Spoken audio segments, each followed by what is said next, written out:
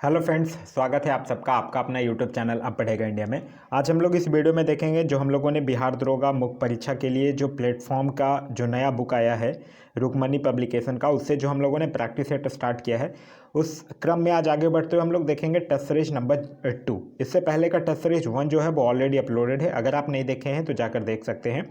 इसका अगर आपको पीडीएफ चाहिए तो पीडीएफ के लिए वीडियो के दिए गए डिस्क्रिप्शन लिंक से आप जाकर टेलीग्राम ग्रुप ज्वाइन कर सकते हैं, या फिर टेलीग्राम में जाकर सर्च कर सकते हैं अब पढ़ेगा इंडिया। वहाँ जो ग्रुप आएगा उसको आप ज्वाइन कर लीजिए, वहाँ इसका पीडीएफ जो है वो प्रोवाइड करवा दिया गया है। तो चलिए अब बढ़ते हैं अपने क्वेश्चंस की तरफ। आज का जो हमारा पहला क्वेश्चन है वो यह कह रहा है कि संस्थात्मक सरकार में कार्यपालिका अपने समस्त कार्यों तथा नीतियों के लिए उत्तरदायी होती है। तो यह जो है वो विधायिका के प्रति उत्तरदायी होती है। तो इस क्वेश्चन का सही आंसर होगा वो होगा ऑप्शन नंबर ए, विधायिका के प्रति। देखिए, संस्थात्मक शासन प्रणाली में राष्ट्राध्यक्ष यानी जो राष्ट्रपति होता है वो सिर्फ नाम मात्र के प्रमुख होते हैं। सरकार के 3 अंग होते हैं, विधायिका, कार्यपालिका और न्यायपालिका। आगे है क्वेश्चन नंबर 2, कह रहा है कि भारतीय संविधान की प्रस्तावना को कितनी बार संशोधित किया गया है। तो भारतीय संविधान की जो प्रस्तावना है उसको अभी तक सिर्फ एक बार संशोधित किया गया है, 42वां संविधान संशोधन अधिनियम 1976 के द्वारा, जिसके द्वारा 3 शब्द जोड़े गए थे, समाजवाद, धर्मनिरपेक्ष और अखंडता। तो इस क्वेश्चन का जो सही आंसर होगा वो होगा ऑप्शन नंबर ए, एक बार। एक चीज़ और याद रखिएगा, प्रस्तावना को अमेरिका के संविधान से लिया गया है, लेकिन प्रस्तावना की भाषा अगर पूछा जाए तो वो ऑस्ट्रेलिया के संविधान से लिया गया है। नेक्स्ट क्वेश्चन है हमारा कि निम्नलिखित में से कौन सा अधिकार जो है वो केवल राज्यसभा को प्राप्त है। राष्ट्रपति के विरुद्ध महाभियोग प्रारंभ करना, नहीं। राष्ट्रपति के विरुद्ध महाभियोग जो है वो संसद के किसी भी सदन में लाया जा सकता है, तो यह तो राज्यसभा और लोकसभा दोनों को प्राप्त है। फिर उपराष्ट्रपति को पदमुक्त करना, ये भी राज्यसभा के द्वारा पूर्ण बहुमत से पारित संकल्प होगा, उसके प्रस्ताव को लोकसभा के सहमति की भी आवश्यकता होगी, तो ये भी सिर्फ राज्यसभा को नहीं प्राप्त है। फिर कह रहा है नई अखिल भारतीय सेवाओं को निर्मित करने की संस्तुति करना, ये सिर्फ और सिर्फ राज्यसभा को प्राप्त है, क्योंकि आप लोग पढ़े होंगे संविधान का अनुच्छेद 312, इसके तहत अगर राज्यसभा जो है अगर 2/3 बहुमत से किसी नई अखिल भारतीय सेवा के सृजन का प्रस्ताव पारित कर देती है तो संसद जो है वो विधि द्वारा नई अखिल भारतीय सेवा का गठन कर देती है।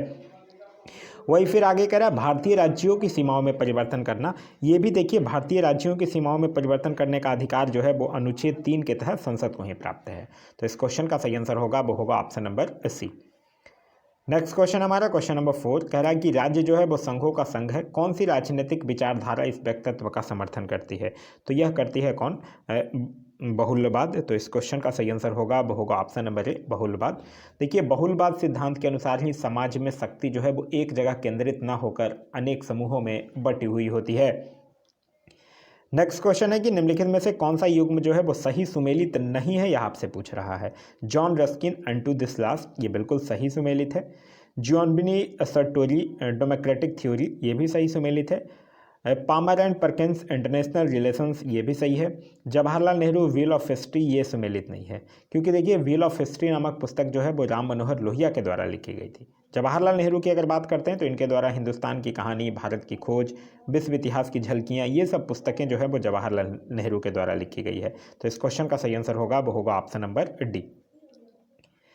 नेक्स्ट है हमारा कि निम्नलिखित में से कौन सा तत्व जो है वो संघीय व्यवस्था का नहीं है, यह आपसे पूछ रहा है।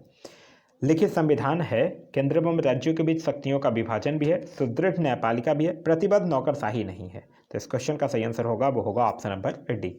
भारतीय संविधान की अगर बात करते हैं तो इसमें संघीय प्रणाली जो है वो कनाडा के संविधान से लिया गया है। भारतीय संविधान में कहीं भी संघीय शब्द का प्रयोग नहीं किया गया है, सिर्फ और सिर्फ अनुच्छेद 1 के अनुसार ये कहा गया है कि भारत जो होगा वो राज्यों का संघ है।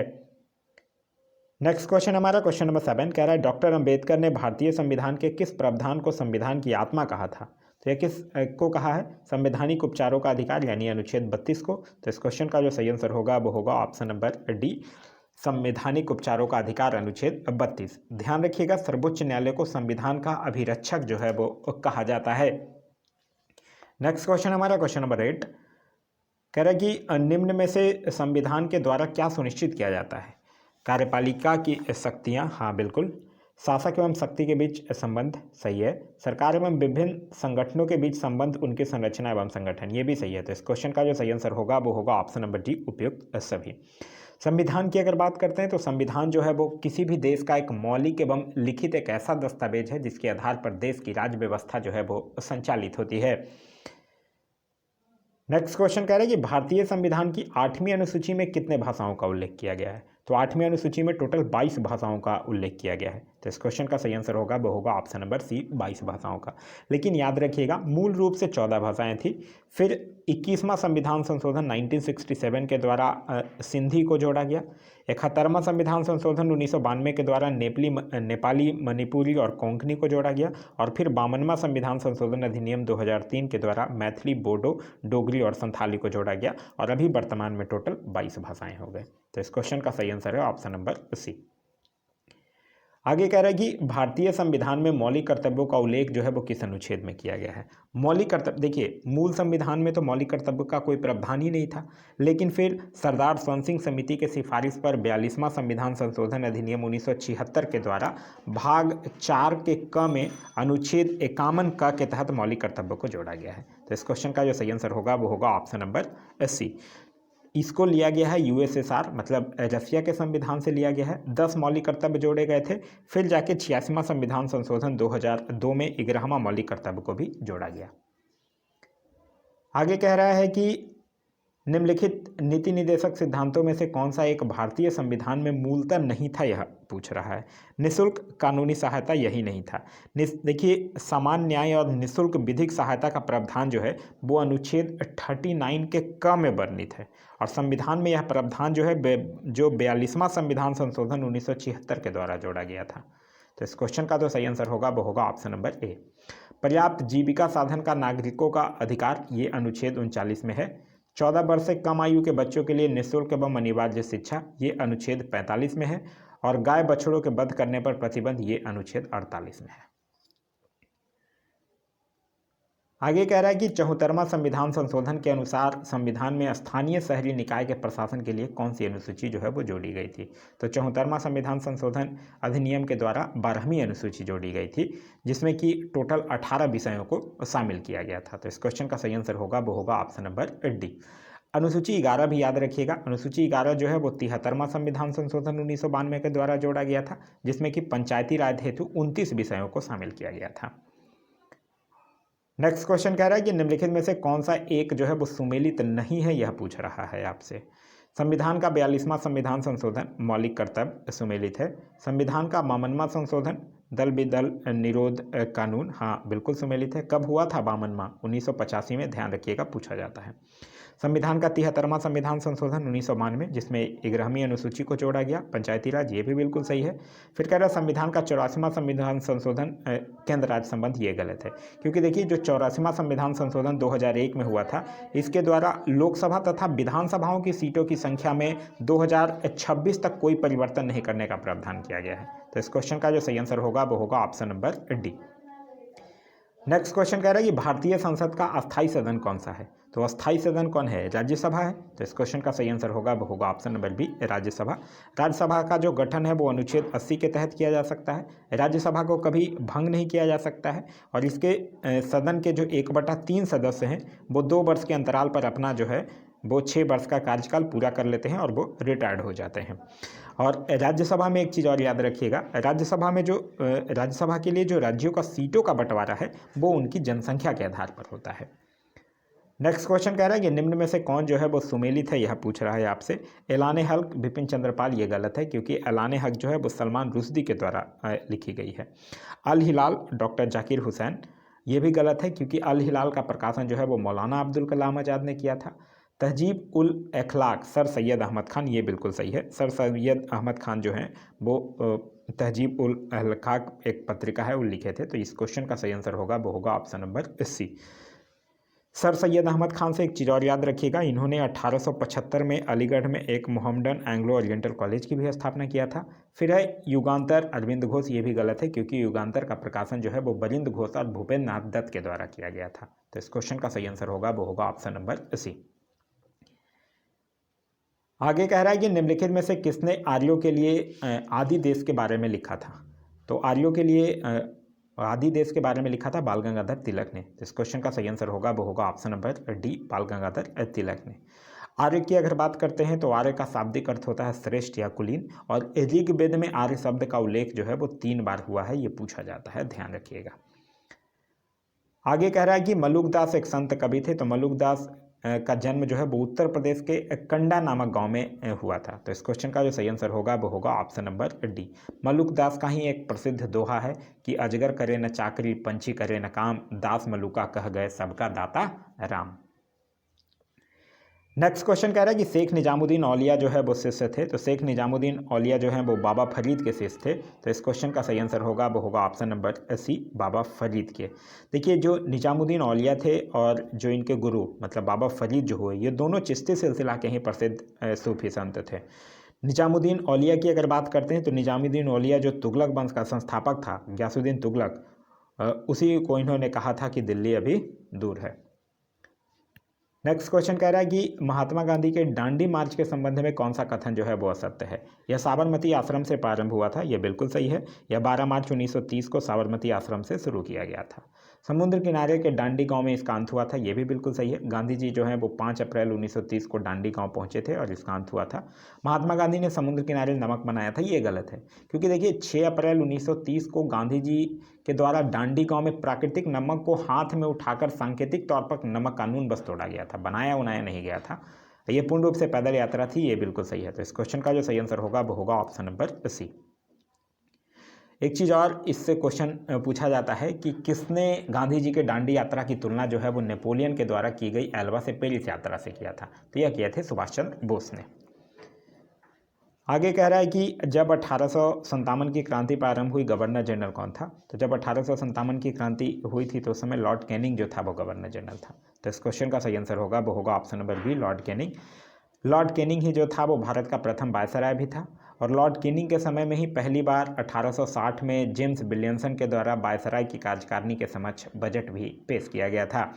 1857 की क्रांति की बात करते हैं तो यह जो है वो 10 मई 1857 को उत्तर प्रदेश के मेरठ जिले से शुरू हुई थी, और इस क्रांति का प्रतीक चिन्ह जो था वो कमल का फूल और रोटी था। आगे है कि भीमबेटिका की खोज हुई थी। तो भीमबेटिका की खोज जो है वो 1957 में हुआ था। तो इस क्वेश्चन का सही आंसर होगा वो होगा ऑप्शन नंबर बी। भीमबेटिका की खोज जो है वो BN बाकनकर के द्वारा की गई थी। यह एक्चुअली मध्य प्रदेश की राजधानी जो भोपाल है उसी से थोड़ा सा दक्षिण में स्थित एक जगह है। भीमबेटिका को 1999 में राष्ट्रीय महत्व का स्थल घोषित किया गया, और फिर 2003 में इसको यूनेस्को के द्वारा विश्व धरोहर स्थल भी घोषित किया गया था। आगे कह रहा है कि महात्मा गांधी ने लॉर्ड इरविन को लिखे अपने पत्र में कितने मांगों की थी, जिनमें से कुछ को गांधी इरविन समझौता के रूप में स्वीकार कर लिया गया था। तो गांधी जी जो थे वो यंग इंडिया के माध्यम से 11 सूत्री मांग किए थे। तो इस क्वेश्चन का जो सही आंसर होगा वो होगा option number D. Next question कह रहा है निम्नलिखित में से किसने सत्याग्रह शब्द को गढ़ा। सत्याग्रह का मतलब होता है सत्य का आग्रह करना, और इसको महात्मा गांधी के द्वारा गढ़ा गया था।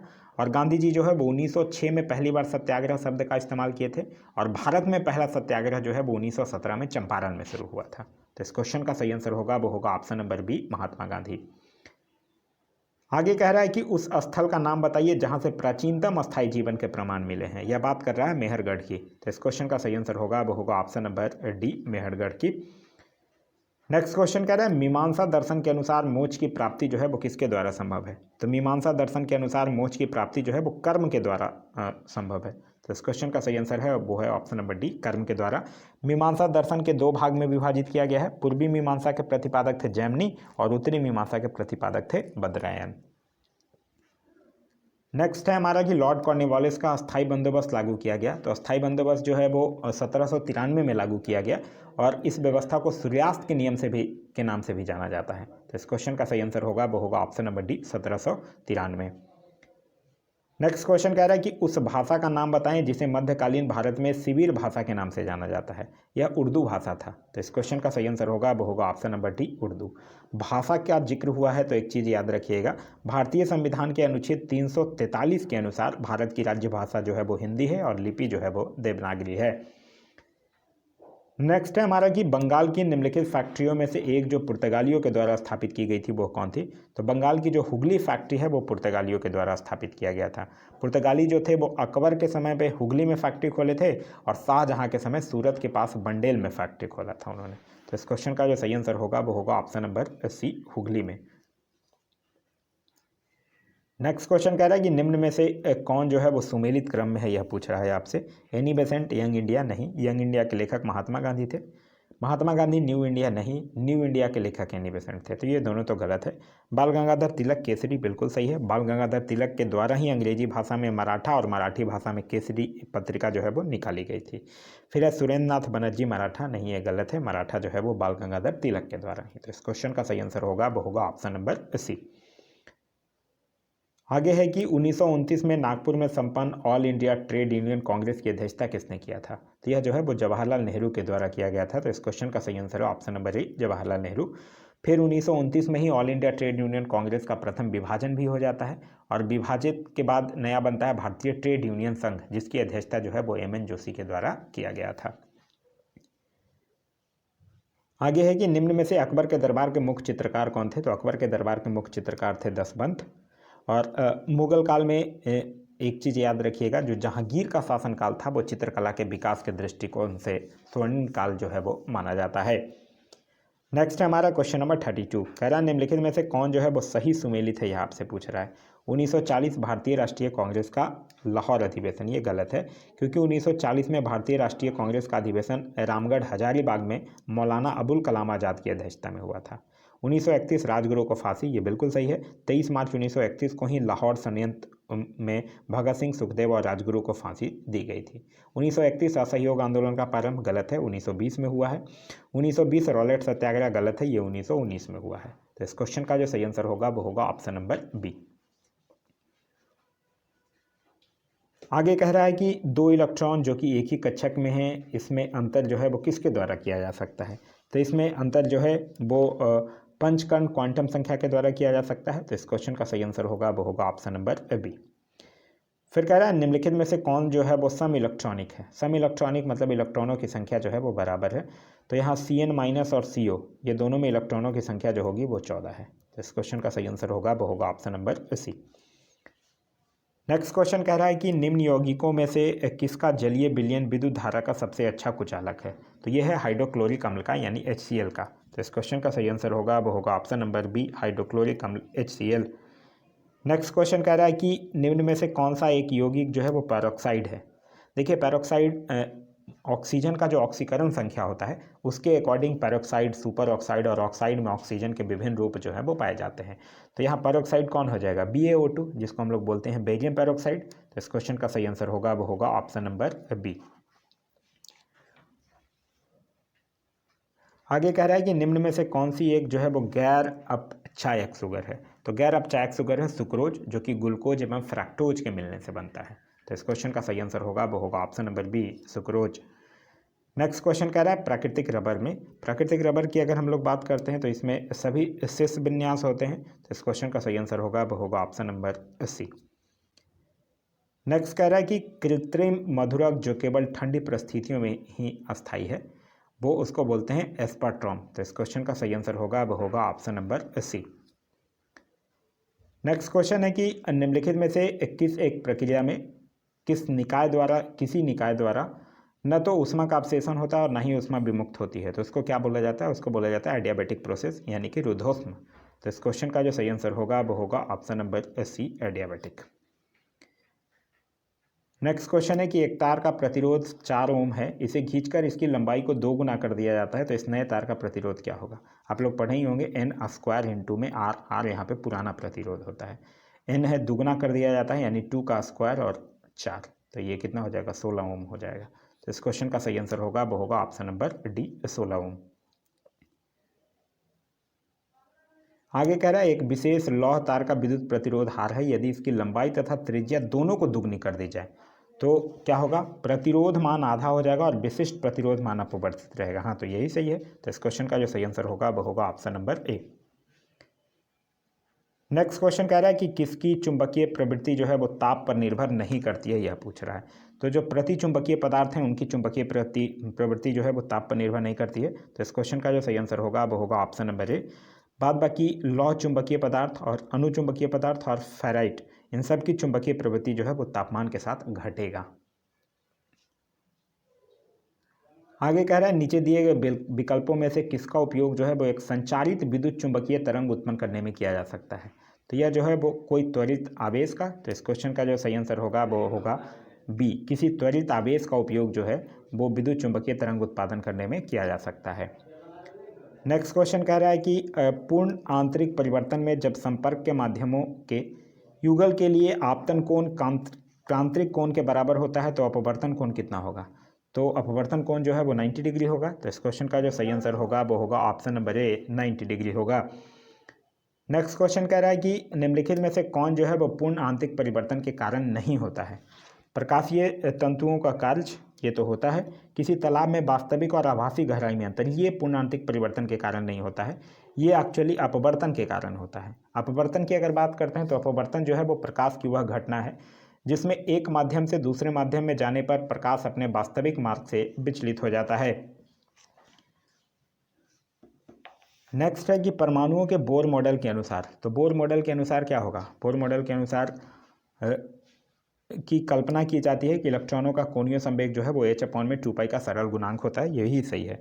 बोर मॉडल के अनुसार एक चीज़ और याद रखिएगा, बोर मॉडल के अनुसार ही इलेक्ट्रॉन जो है वो नाभिक के चारों ओर निश्चित कक्षा में चक्कर लगाता है जिसकी कुल ऊर्जा तथा त्रिज्या जो है वो नियत रहती है। नेक्स्ट क्वेश्चन कह रहा है कि एंटीकोडॉन्स किस में पाया जाता है? तो यह जो है वो पाया जाता है किस में? टीआरएनए। टीआरएनए का मतलब होता है ट्रांसफर आरएनए। तो इस क्वेश्चन का सही आंसर है ऑप्शन नंबर बी। देखिए, एक एंटीकोडॉन जो है वो 3 न्यूक्लियोटाइड का एक क्रम है जो कि टीआरएनए में मौजूद रहता है, जिसका कार्य जो है वो न्यूक्लियोटाइड जो कि एमआरएनए में मौजूद रहता है उसकी पहचान कर अमीनो एसिड का निर्माण करके प्रोटीन संश्लेषण में भागीदारी निभाना होता है। आगे कह रहा है कि ओपेरोन मॉडल जो है वो प्रस्तावित किया था, तो ओपेरोन मॉडल जो है वो जैकोब तथा मोनार्ड ने प्रस्तावित किया था। तो इस क्वेश्चन का जो सही आंसर होगा वो होगा ऑप्शन नंबर सी। और इस मॉडल के अनुसार रासायनिक पदार्थों के जटिल संयोजन से ही जीवन का विकास हुआ है। नेक्स्ट है हमारा क्वेश्चन नंबर 50, कह रहा है इनमें से कौन जो है वो कैंसर के उपचार में प्रयोग में आता है? तो कैंसर के उपचार में जो HGN है, ह्यूमन ग्रोथ हार्मोन थेरेपी, उसका प्रयोग किया जाता है। तो इस क्वेश्चन का सही आंसर होगा वो होगा option number D. Next question है क्वेश्चन नंबर 51, कह रहा है समूह की एंटीबॉडीज से एलर्जिक क्रिया प्रारंभ होती है। तो यह जो है वो IgE से प्रारंभ होती है। तो इस क्वेश्चन का सही आंसर होगा वो होगा option number B. Next question कह रहा है निम्नलिखित में से कौन जो है वो अधिकतम पोषक है? गेहूं, मक्का, बाजरा या चावल? तो बाजरा सबसे अधिकतम पोषक है। बाजरा जो है वो ऊर्जा भी प्रदान करता है, साथ ही साथ कोलेस्ट्रॉल लेवल को नियंत्रित करता है, पाचन क्रिया को दुरुस्त बनाता है, साथ ही साथ डायबिटीज से भी बचाव करता है। तो इस क्वेश्चन का सही आंसर होगा वो होगा ऑप्शन नंबर सी, बाजरा। नेक्स्ट कह रहा है कि PCR तकनीक का उपयोग किसको पता लगाने में किया जाता है? PCR तकनीक का मतलब होता है पॉलीमराइज चेन रिएक्शन, जो कि HIV का पता लगाने के लिए किया जाता है। यह टेस्ट जो है वो सीधे विषाणु के RNA का पता करता है और इसका विकास जो है वो कैरी मूलिस के द्वारा किया गया था। तो इस क्वेश्चन का सही आंसर होगा वो होगा ऑप्शन नंबर ए, HIV। नेक्स्ट कह रहा है कि एक पारिस्थितिकी तंत्र के जैविक कारण है। तो एक पारिस्थितिकी तंत्र के जैविक कारण उत्पादक, उपभोक्ता और अपघटन करता है। तो इस क्वेश्चन का सही आंसर है option number D. Next question है कि दीर्घाकार आवर्त सारणी में किस आवर्त तथा समूह में इलेक्ट्रॉनों की संख्या जो है वो सबसे अधिक होगी? 5वां आवर्त तथा सेकंड समूह, 6वां आवर्त तथा थर्ड समूह, 6वां आवर्त तथा सेकंड समूह, प्रथम आवर्त तथा सेकंड समूह। तो इसमें होगा किसमें? 6वां आवर्त तथा थर्ड समूह में। तो इस क्वेश्चन का सही आंसर होगा वो होगा ऑप्शन नंबर बी। आवर्त सारणी में 7 आवर्त होते हैं और 18 जो है वो वर्ग होता है, ध्यान रखिएगा। नेक्स्ट क्वेश्चन कह रहा है कि पारिस्थितिकी पिरामिड सर्वप्रथम किसने प्रस्तावित किया था? तो पारिस्थितिकी पिरामिड जो है वो चार्ल्स एल्टन ने प्रस्तावित किया था। तो इस क्वेश्चन का सही आंसर होगा वो होगा ऑप्शन नंबर ए। नेक्स्ट क्वेश्चन कह रहा है कि वाणिज्यिक प्रपत्र भारत में सर्वप्रथम प्रारंभ किया गया था। तो वाणिज्यिक प्रपत्र जो है वो कॉरपोरेट उद्योग हेतु क्रेडिट का सोर्स होता है, जिसको कि 1989 में प्रारंभ किया गया था। तो इस क्वेश्चन का सही आंसर होगा वो होगा ऑप्शन नंबर सी, 1989 में। फिर कह रहा है राष्ट्रीय ग्रामीण स्वास्थ्य मिशन किस वर्ष में शुरू किया गया था? तो यह शुरू किया गया था 12 अप्रैल 2005 को। तो इस क्वेश्चन का सही आंसर होगा वो होगा ऑप्शन नंबर डी, 2005 को। नेक्स्ट क्वेश्चन है हमारा कि अल्प विकसित देशों में किस क्षेत्र की आय की अधिक समानताएं पाई जाती हैं? कृषि क्षेत्र, निर्माण क्षेत्र, विनिर्माण क्षेत्र और सेवा क्षेत्र। तो सेवा क्षेत्र में पाया जाता है। तो इस क्वेश्चन का सही आंसर होगा वो होगा ऑप्शन नंबर डी, सेवा क्षेत्र में। नेक्स्ट क्वेश्चन कह रहा है कि मूल एवं पूंजी नामक पुस्तक के लेखक कौन है? तो मूल एवं पूंजी नामक पुस्तक के लेखक हैं J.R. Hicks. J.R. Hicks actually एक प्रसिद्ध ब्रिटिश के अर्थशास्त्री थे जिन्होंने मूल एवं पूंजी नामक पुस्तक में मुख्य रूप से माइक्रो इकोनॉमिक थ्योरी पर फोकस किया है। तो इस क्वेश्चन का सही आंसर होगा वो होगा option number D, JR Hicks. Next question कह रहा है कि मिश्रित अर्थव्यवस्था से क्या तात्पर्य है। तो जिसमें निजी और सार्वजनिक दोनों क्षेत्रों का सह अस्तित्व हो उसको मिश्रित अर्थव्यवस्था कहते हैं। तो इस क्वेश्चन का सही आंसर होगा वो होगा ऑप्शन नंबर सी, निजी और सार्वजनिक क्षेत्रों का सह अस्तित्व हो। भारत जो है वो सार्वजनिक तथा निजी क्षेत्र के सह अस्तित्व के कारण ही मिश्रित अर्थव्यवस्था वाला देश है। नेक्स्ट क्वेश्चन कह रहा है कि कर्क रेखा जो है वो भारत के निम्नलिखित प्रांतों में से किससे होकर नहीं गुजरती है। देखिए कर्क रेखा जो है वो विषुवत रेखा से 23.5 डिग्री कोणीय दूरी पर खींची गई उत्तरी अक्षांश एक काल्पनिक रेखा है जो कि 8 राज्यों से होकर गुजरती है। गुजरात, राजस्थान, मध्य प्रदेश, छत्तीसगढ़, झारखंड, पश्चिम बंगाल, त्रिपुरा और मिजोरम, यानी उत्तर प्रदेश से नहीं होकर गुजरती है। तो इस क्वेश्चन का सही आंसर होगा वो होगा option number B, Uttar Pradesh. अगर विश्व के से पूछा जाए तो विश्व के कुल 15 देशों से होकर कर्क रेखा जो है वो गुजरती है। आगे है कि हिमालय में ब्रह्मपुत्र नदी उदाहरण है। तो हिमालय में ब्रह्मपुत्र नदी जो है वो पूर्ववर्ती अपवाह का उदाहरण है। तो इस क्वेश्चन का सही आंसर होगा वो होगा ऑप्शन नंबर ए। ब्रह्मपुत्र नदी का जो उद्गम स्थल है वो कैलाश पर्वत श्रेणी में मानसरोवर झील के निकट चेमयुंगडुंग हिमनद से है। इसकी सहायक नदियां हैं सुबनसिरी, कामेग, मानस, संकोस, ये सब जो है वो ब्रह्मपुत्र की सहायक नदियां हैं। नेक्स्ट क्वेश्चन है हमारा क्वेश्चन नंबर 64, कह रहा है कहवा के कुल विश्व के उत्पादन का 60% से अधिक भाग प्राप्त होता है। तो यह जो है वो लैटिन अमेरिका से प्राप्त होता है। तो इस क्वेश्चन का सही आंसर होगा वो होगा ऑप्शन नंबर ए, लैटिन अमेरिका। लेकिन कहवा का जो मूल स्थान मतलब उत्पत्ति स्थल जो है वो अफ्रीका महाद्वीप के इथोपिया को माना जाता है। नेक्स्ट क्वेश्चन कह रहा है कि 2011 की जनगणना के अनुसार निम्नलिखित महानगरों में से किसमें सबसे अधिक जनसंख्या जो है वो दर्ज की गई है। देखिए सबसे पहले नंबर पे था मुंबई, फिर था दिल्ली, फिर था कोलकाता और फिर था चेन्नई। तो इस क्वेश्चन का सही आंसर होगा वो होगा option number D, Mumbai. Next question कह रहा है कि पृथ्वी का सर्वाधिक आयतन और द्रव्यमान पाया जाता है। देखिए गुटेनबर्ग जो थे वो पृथ्वी की आंतरिक संरचना को 3 भागों में विभक्त किए थे। पहला भूपर्पट्टी क्रस्ट, दूसरा मेंटल और तीसरा कोर। अब मेंटल का आयतन जो होता है वो 83.5% और द्रव्यमान जो होता है वो 68% होता है, जो कि सर्वाधिक होता है। तो इस क्वेश्चन का जो सही आंसर होगा वो होगा ऑप्शन नंबर बी, मेंटल में। नेक्स्ट क्वेश्चन कह रहा है कि किस प्रकार की फसलें जो हैं वो मिट्टी की उत्पादकता बढ़ाती हैं। तो दलहनी फसलें बढ़ाती हैं, क्योंकि दलहनी जो फसलें होती है वो वातावरण से नाइट्रोजन का अवशोषण करके मिट्टी में स्थिरीकरण करती हैं। दलहनी फसलों की जड़ों में जैविक पदार्थ जैसे कि राइबोजियम जीवाणु की मौजूदगी से मिट्टी के भौतिक एवं रासायनिक गुणों में प्रभावी परिवर्तन होता है। तो इस क्वेश्चन का जो सही आंसर होगा वो होगा ऑप्शन नंबर सी, दलहनी फसलें। नेक्स्ट क्वेश्चन है कि निम्न में से कौन सा दर्रा जो है वो सिक्किम में स्थित है। तो नाथुला दर्रा सिक्किम में स्थित है। दर्रा देखिए एक्चुअली 2 पर्वतों के बीच आर पार जाने हेतु जो संकरे पर्वतीय मार्ग होते हैं उन्हीं को दर्रा कहा जाता है। तो इस क्वेश्चन का सही आंसर होगा वो होगा ऑप्शन नंबर सी, नाथुला दर्रा। आगे है कि टोडा जनजाति का आवास है। तो टोडा जनजाति का आवास जो है वो नीलगिरी श्रेणी में है। तो इस क्वेश्चन का सही आंसर होगा वो होगा ऑप्शन नंबर डी, नीलगिरी श्रेणी। टोडा जनजाति जो है वो मुख्यतः तमिलनाडु राज्य की जनजाति है और नीलगिरी पर्वत श्रेणी जो है वो पूर्वी घाट एवं पश्चिमी घाट के मिलान स्थल पर है। नेक्स्ट है कि भारत के कौन से राज्य में कोयले का सर्वाधिक भंडार है। भंडार पूछ रहा है, उत्पादन पूछेगा तब छत्तीसगढ़, भंडार पूछेगा तो झारखंड। तो इस क्वेश्चन का सही आंसर होगा वो होगा option number B, Jharkhand. Bharat में जो सर्वाधिक कोयला है वो गोंडवाना चट्टानों से प्राप्त किया जाता है। कोयला की 4 किस्में होती हैं, एंथ्रासाइट, बिटुमिनस, लिग्नाइट और पीट, जिसमें एंथ्रासाइट जो होती है वो सबसे अच्छी किस्म की और पीट जो होती है वो सबसे घटिया किस्म की। आगे कह रहा है कि इंदिरा गांधी नहर जल आपूर्ति प्राप्त करता है। तो यह जो है वो ब्यास, सतलज और रावी नदी से, ब्यास, सतलज और रावी नदी से, यानी ऑप्शन नंबर सी 1, 2 तथा 3 से। इंदिरा गांधी नहर का पुराना नाम जो था वो राजस्थान नहर था। फिर 1984 में इसका नाम जो है वो इंदिरा गांधी नहर कर दिया गया था। इंदिरा गांधी नहर जो है वो सतलज और ब्यास नदियों के संगम पर निर्मित हरिके बांध से निकली है। आगे कह रहा है निम्नलिखित में से कौन सुमेलित नहीं है, यह पूछ रहा है। कहलगांव बिहार सुमेलित है, ऊंचाहार उत्तर प्रदेश सुमेलित है, रामगुंडम तेलंगाना सुमेलित है, कोरबा मध्य प्रदेश सुमेलित नहीं है, क्योंकि कोरबा जो ताप विद्युत संयंत्र है वो छत्तीसगढ़ में स्थित है, ना कि मध्य प्रदेश में। तो इस क्वेश्चन का सही आंसर होगा वो होगा ऑप्शन नंबर सी। आगे कह रहा है सूची 1 और सूची 2 को सुमेलित करने के लिए कह रहा है घाटी नगर देहरादून में है, संगम नगर टेहरी, गेट नगर ऋषिकेश और कटक नगर मसूरी। आगे कह रहा है कि छत्तीसगढ़ के अधिकांश भाग की विशेषता है। तो छत्तीसगढ़ के अधिकांश भाग की विशेषता जो है वो लाल मिट्टी है। तो इस क्वेश्चन का सही आंसर होगा वो होगा ऑप्शन नंबर डी, लाल मिट्टी। लॉ ऑक्साइड की उपस्थिति के कारण इस मिट्टी का रंग जो है वो लाल हो जाता है और इस मिट्टी में जल धारण की क्षमता जो है वो कम पाई जाती है। आगे कह रहा है कि विश्व में चांदी का सबसे बड़ा उत्पादक कौन है, तो मैक्सिको जो है वो विश्व में चांदी का, और अगर भारत में पूछे तो राजस्थान। तो इस क्वेश्चन का सही आंसर होगा वो होगा ऑप्शन नंबर बी, मैक्सिको।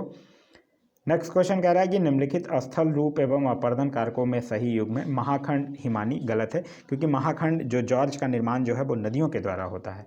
नीलंबी घाटी नदी ये भी गलत है, क्योंकि नीलंबी घाटी जो काष्ठ स्थलाकृति का उदाहरण है। जुगेन पवन ये बिल्कुल सही है। तो इस क्वेश्चन का सही आंसर होगा वो होगा option number C.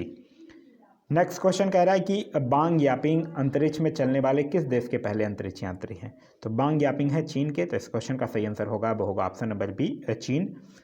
Next question कह रहा है कि कौन सा देश जो है वो 2022 में संयुक्त राष्ट्र जलवायु परिवर्तन सम्मेलन COP27 की मेजबानी करेगा, तो यह कौन करेगा, यह करेगा मिस्र। तो इस क्वेश्चन का सही आंसर होगा वो होगा ऑप्शन नंबर डी। नेक्स्ट कह रहा है कि बृहस्पति ट्रोजन शोधग्रहों का पता लगाने के लिए नासा के द्वारा किस मिशन को लॉन्च करने की घोषणा की गई है, तो यह किया गया है लूसी मिशन। तो इस क्वेश्चन का सही आंसर होगा वो होगा ऑप्शन नंबर ए, लूसी मिशन। फिर कह रहा है कर्नाटक के 7 जिलों वाले मुंबई कर्नाटक क्षेत्र का नया नाम क्या है, तो इसका नया नाम है कित्तूर कर्नाटक। तो इस क्वेश्चन का सही आंसर होगा वो होगा option number B, Kittur Karnataka. तो यह था हमारा आज का वीडियो। आज का वीडियो आप लोगों को कैसा लगा कमेंट करके जरूर बताइएगा। साथ ही साथ इस वीडियो से कुछ सीखने के लिए मिला तो एक लाइक जरूर कर दीजिएगा। वीडियो पसंद आ रहा है तो अपने दोस्तों के साथ शेयर करना ना भूलें। अभी तक आप इस चैनल पर नए हैं या चैनल को सब्सक्राइब नहीं किए हैं तो चैनल को सब्सक्राइब कर लीजिए और साथ ही साथ बेल आइकन दबा लीजिए ताकि हमारे सारे वीडियो के नोटिफिकेशन जो है वो आपको मिलते रहें। इसका अगर आपको PDF चाहिए तो PDF के लिए वीडियो के दिए गए डिस्क्रिप्शन लिंक से जाकर टेलीग्राम ग्रुप ज्वाइन कर सकते हैं या फिर टेलीग्राम में जाकर सर्च कर सकते हैं या पढ़ेगा इंडिया, वहाँ जो ग्रुप आएगा उसको ज्वाइन कर लीजिए। वहाँ इसका PDF और साथ ही साथ जो लास्ट के 20 मैथ्स के क्वेश्चन है वो क्वेश्चन, उसका आंसर और उसका सॉल्यूशन तीनों चीज़ जो है वो अटैच्ड है। Thanks for watching.